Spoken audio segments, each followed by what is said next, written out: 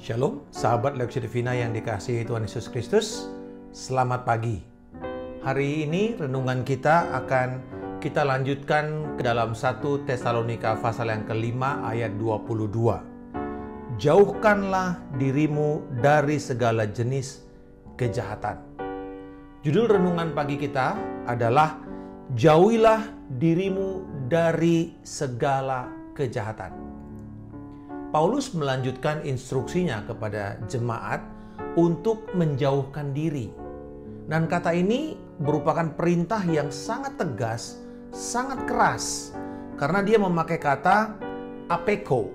Apeko itu dalam konteks kalimat ini memiliki makna menghindar, bersentuhan dengan atau baik dengan sesuatu atau dengan seseorang.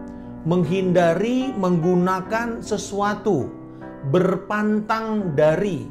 Dengan kata lain bahwa ini sebuah perintah untuk memisahkan diri dari segala bentuk pengajaran atau perilaku-perilaku yang jahat. Nah, bila Anda melihat sesuatu yang jahat, yang tidak benar, yang palsu, maka Alkitab mengatakan jauhkanlah dirimu dari semuanya itu. Jangan mendekat, jangan main-main. Jangan memberikan dirimu atau pikiranmu kepada hal pengajaran yang palsu itu. Itu yang dikatakan oleh Rasul Paulus kepada jemaat. Sebuah perintah untuk menjauhkan diri. Tidak ada satupun firman Tuhan yang mengizinkan kita untuk kita bisa memberi ruang kepada hal yang tidak benar atau membuka diri kepada segala pengajaran palsu yang menyesatkan. Bahkan dikatakan dengan jelas, larikanlah dirimu dari semuanya itu. Nah, kata jahat di sini adalah segala kejahatan yang bentuknya itu atau artiannya itu adalah tindakan-tindakan, sesuatu yang aktif. Sesuatu baik itu perbuatan maupun pikiran yang sangat ganas, yang berbahaya, bertujuan untuk membawa bencana, kebinasaan kepada siapapun yang menjamahnya atau yang terkena dampaknya. Jadi ini sesuatu yang ibaratnya hal yang sangat beracun, sangat mematikan, dan kita harus menjauh dari bentuk-bentuk kejahatan seperti ini. Ini sangat relevan sama kita ya, kalau kita kaitkan ini dengan fisik, di mana ketika kita harus menghindar dari kerumunan supaya kita tidak terpapar dengan virus Omikron yang saat ini ada. Jadi kita mesti menjauh, kita mesti membuat jarak dengan hal tersebut. Jangan bermain-main, jangan mendekat, jangan coba-coba. Itu artinya. Seorang sosiolog Amerika bernama Gerhard Lansky berkata begini. Bentuk-bentuk kejahatan yang paling buruk adalah penyimpangan kebenaran, kebohongan spiritual. Meskipun hari ini banyak orang memandang bentuk-bentuk ini dengan acuh tak acuh dan menganggapnya sebagai hal yang agak tidak berbahaya. Jadi dikatakan di sini dengan jelas, yang paling berbahaya itu adalah penyimpangan kebenaran atau kebohongan spiritual. Spiritual hoax, spiritual lies, deception. Dan ini dikatakan dalam ayat yang ke-22. Segala bentuk kejahatan. Tidak ada satupun yang terluput dari konsep ini.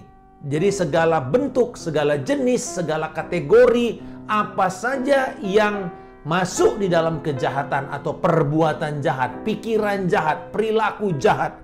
Firman Tuhan berkata, jauhkan dirimu dari semua itu.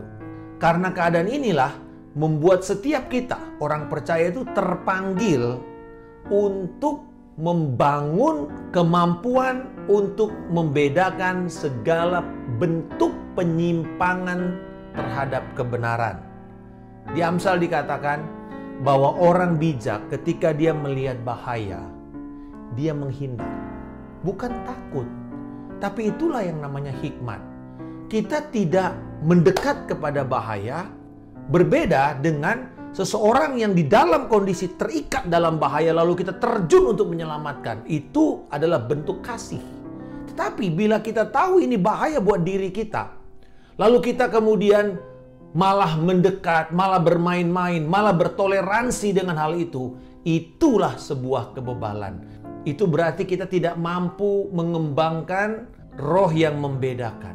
Inilah waktunya, sahabat sekalian, untuk kita tidak lagi mentolerir hal-hal yang bersifat absolut dari kebenaran. Apa yang Alkitab katakan sebagai kebenaran yang tidak boleh kita tawar-tawar. Ini waktunya bagi kita untuk tidak lagi membuat pembenaran terhadap segala perilaku dosa yang kita inginkan. Lalu kita cari ayat firman untuk membenarkan tindakan kita itu. Ini bukan lagi waktunya untuk kita mentolerir keyakinan akan kebenaran-kebenaran iman Kristiani yang menjadi pilar, hal yang esensial yang tidak boleh kita tawar-tawar. Untuk kebenaran esensial kita mesti berdiri dan tidak kompromi. Itu yang Alkitab katakan.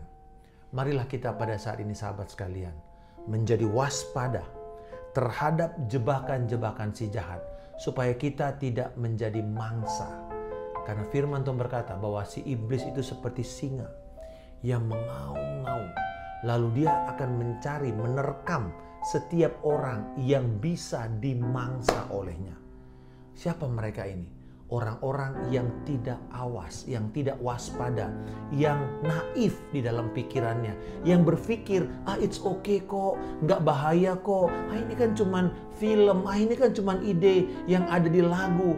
Pelan, tetapi itu justru akan membentuk nanti perilaku kita. Pertama mungkin kita tidak setuju secara absolut, tapi lama-kelamaan kita bisa terima, dan akhirnya kita percaya, lalu itu membentuk perilaku kita. Jauhkanlah dirimu dari segala bentuk-bentuk ini, dan Tuhan sudah menyediakan Roh Kudus yang akan mengajar kita kebenaran, yang memerdekakan kita. Kristus yang adalah standar kebenaran, dan apa yang Kristus katakan dosa, mari kita jauhkan dari segala bentuk itu.